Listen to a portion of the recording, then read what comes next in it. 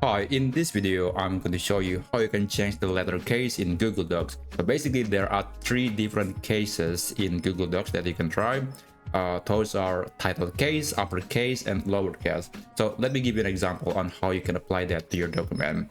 First, you have to select the text that you want to change the case. For example, I have this normal looking paragraph that I want to turn into uppercase. So I'm going to select it. And after that, go to the format menu, select text, and then text, and then capitalization, and you can select the case for that paragraph. As I said earlier, I'm going to turn into uppercase, and there you go. That's the look of the new paragraph with uppercase on all letters.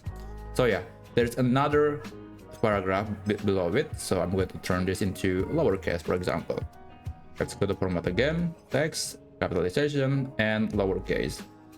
And there is also title case, which looks a bit unusual, but hey, it's something that probably you want to use.